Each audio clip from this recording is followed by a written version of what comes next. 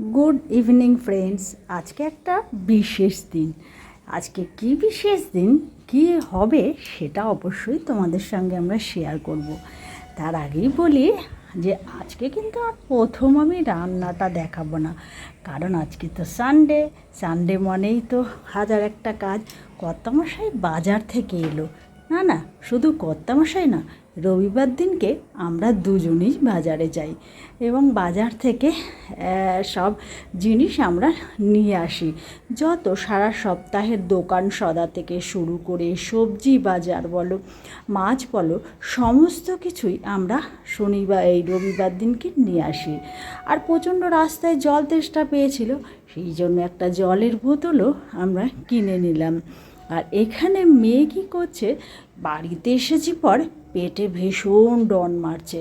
এবার ডন মারলে আর কি হবে, তৎক্ষণাৎ তো আর খাওয়া পাওয়া যাবে না। ভাতটা করে গেছিলাম অবশ্যই, কিন্তু আমি না ভুলে গেছিলাম যে আগের দিন যে আমি একটা ট্রে আমার কর্তামশাই এনে রেখেছিল ডিমের, সেটা আমি একদম ভুলে গেছিলাম। যার জন্য আলু সেদ্ধ আর ডিম সেদ্ধটা আমি দিয়ে যেতে পারিনি। তবে ভালোই হয়েছে, এসেছি পরে কী হলো বলো, এই ডিমের অমলেট আমার মেয়ে করলো। আর ডিমের অমলেটটা না একটু কাঁচা লঙ্কা বেশি করে দিয়ে খেতে সত্যিই ভীষণ ভালো লাগে। না না, সত্যি গরম ভীষণ বেশি, প্রচণ্ড গরম, খাওয়াটা ঠিক হবে না, কিন্তু তবু লোভ তো যায় না।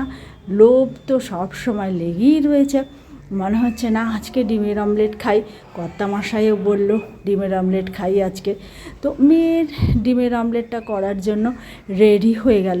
আর আমরা তো ততক্ষণে এখানে ভাত বাড়তে শুরু করে দিলাম। ভাত বাড়তে শুরু না করলে না, গরম ভাত তো ভীষণ কষ্ট হয় খেতে। আর যা গরম পড়েছে, জানি আর সহ্য করা যাচ্ছে না। মেয়ে আস্তে আস্তে ডিমের অমলেটগুলো করে নিচ্ছে। 4টে ডিমের অমলেট আমরা 4 জনে খেয়েছি। না না, অন্য কিছু না, এটা সকালের টিফিন তো, তাই আমরা ভাত দিয়ে ডিমের অমলেট দিয়ে শুধুই খেয়ে নিচ্ছি। কারণ হচ্ছে এত সকালে তো আর ডাল তৈরি করা যায় না। আবার গেছিলাম আমি ওই বাড়িতে, গিয়ে সমস্ত ঘর দুয়ারটা পরিষ্কার করে এসেছি। যতই যাই হোক, ভাঙা হোক আর যাই হোক, আগে তো ওখানে ছিলাম বলো, পুরনোকে কখনো ভুলে যাওয়া যায় না। তো এখানে আমি তারপরেই খাওয়া দাওয়ার পরেই রান্না করতে শুরু করলাম। এনেছিলাম বাজার থেকে মাংস, আর মাংসটা আমি তোমাদের করা দেখালাম না, কারণ এর আগেই তোমাদের আমি দেখিয়েছি আমি মাংস কেমনভাবে রান্না করি। তো মাংসটা এখানে কষানোটা হয়েই গেছে। আমি এখানে টমেটো দিয়ে দিলাম। টমেটো দিলে না খেতে সত্যি মাংসটা আলাদা টেস্ট হয়। তবে যখন সস দিই তখন যেন মনে হয় না, হয়তো টমেটো যদি না থাকে তখন না ঠিক সেই রকম স্বাদ লাগে না যেরকম স্বাদে টমেটোতে লাগে। আর এখানে আমি গোটা একটা রুই মাছ এনে দিয়ে রেখেছি, 1.5 কেজি ওজনের। তো সেই মাছগুলো আমি ধুয়ে নিচ্ছি। আর গঙ্গার মোড়লাও আমি এনে রেখেছি জানো, সেটাও আমি কাটবো। ততক্ষণে আমি বাসনগুলো আমি ধুয়ে নিচ্ছি, কারণ মোড়লা মাছ কাটতে গেলে গঙ্গার মোড়লা তো প্রচুর আঁশ থাকে।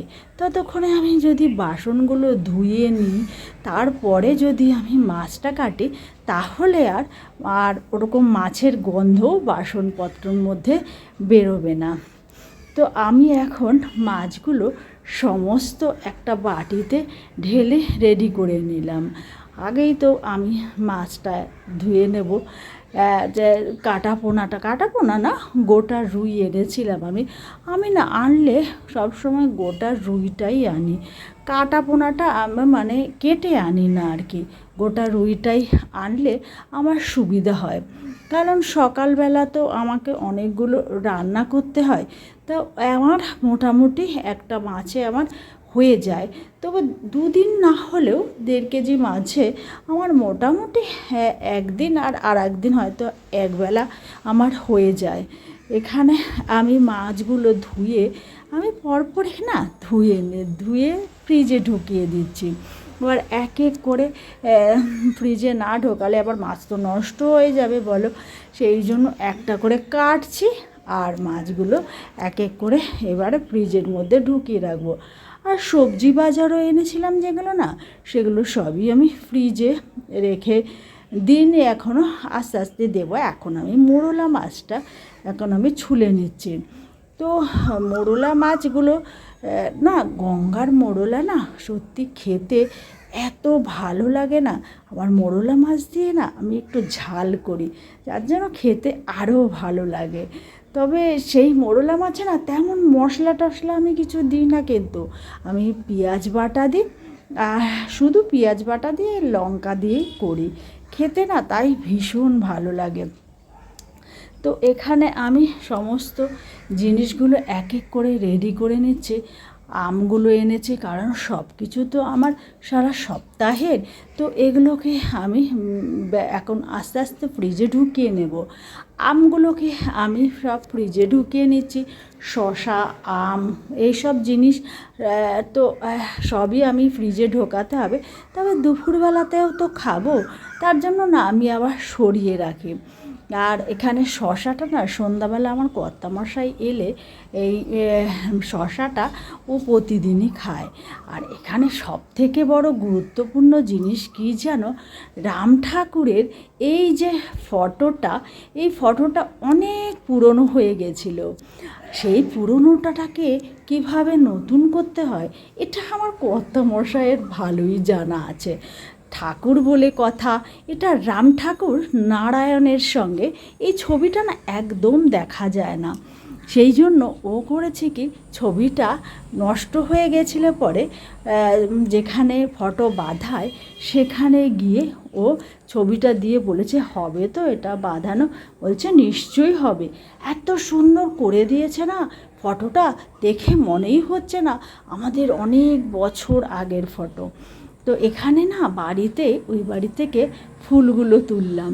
সারা সপ্তাহে তো আর তোলা হয় না, ভীষণই কষ্ট লাগে। নিজের হাতে পোতা গাছটা নিজে একটা ফুলও তুলতে পারি না, সেই জন্য আজকে বেশি করে আমি ফুল তুলে নিয়ে এসেছি। তবে জানো, ওখানে আমার পাশে আমার জ্যাঠা শ্বশুরের ছেলে, আমার ভাসুর, সমস্ত কিছু না আমি গিয়ে দেখছি আমাদের বাড়ির মধ্যে সমস্ত গাছ, আমার জ্যাঠা শ্বশুরের ছেলে মানে আমার ভাসুর নিজে যে গাছগুলো টবে পুঁতেছে, সমস্ত গাছগুলোই আমাদের বাড়িতে রেখেছে। আসলে বাড়ির মধ্যে তো অনেকটা রোদ আছে সামনে, সেই জন্যই উনি রেখেছে, এবং উনি গাছটার যত্নও করে, ভীষণ যত্ন করে। আমারও দুটো গাছ আছে, তাতেও কিন্তু উনি দেখেছি জল ঢালে। আমি তো দেখে বুঝতে পারি, আমিও গিয়ে কালকে না জলগুলো ঢেলে দিলাম, ওনার গাছেও দিলাম আর আমাদের গাছেও দিলাম।